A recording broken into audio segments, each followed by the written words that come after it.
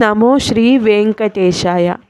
శ్రీ వెంకటేశ్వర స్వామి వారి యొక్క స్తోత్రమును నేను నేర్చుకున్న విధంగా ఈ వీడియోలో చెప్పబోతున్నాను.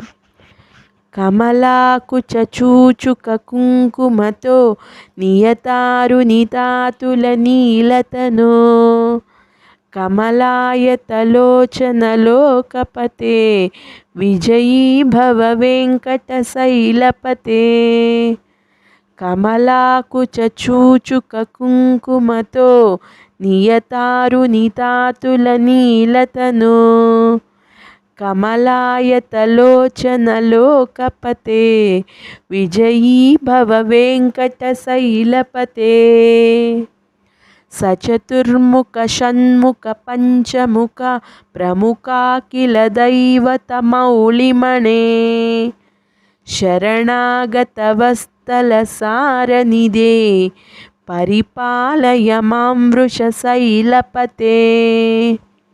అతివేలతయా తవ దుర్విషహైరనువేల కృతైరపరాధసతైః భరితం త్వరితం వృషశైలపతే పరయా కృపయా పరిపాహి హరే.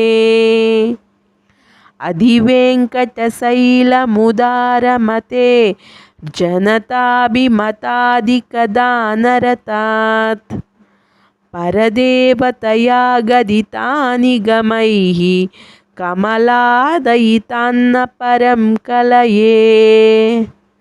కలవేనురవావస గోపవధూ శతకోటి వృతాస్మర కోటి సమాత్ ప్రతిపల్లవికాభిమతాత్ సుఖదాత్ వసుదేవసుతాన్న పరం కలయే.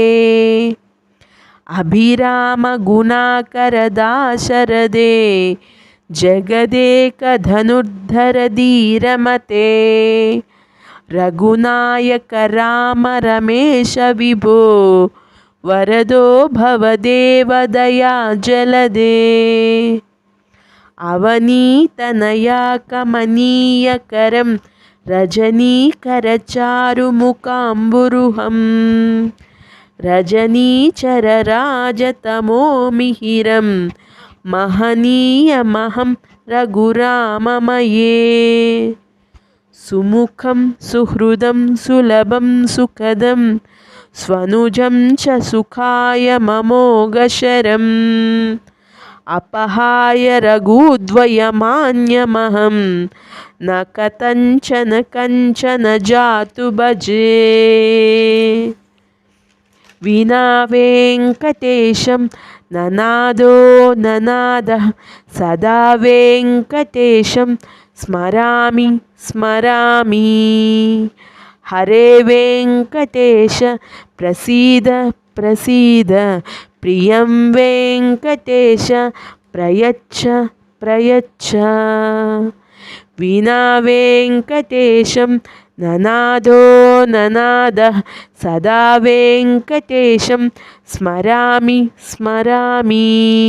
హరే వెంకటేశం ప్రసీద ప్రసీద ప్రియం వెంకటేశ ప్రయచ్చ ప్రయచ్చ.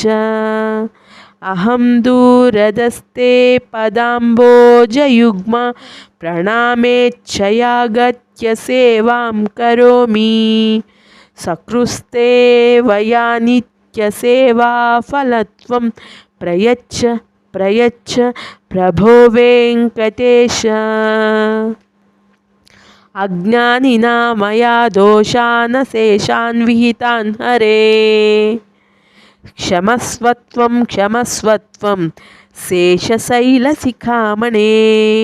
అజ్ఞానినా మయా దోషాన్ శేషాన్ విహితాన్ హరే క్షమస్వత్వం క్షమస్వత్వం శేషశైలశిఖామణే.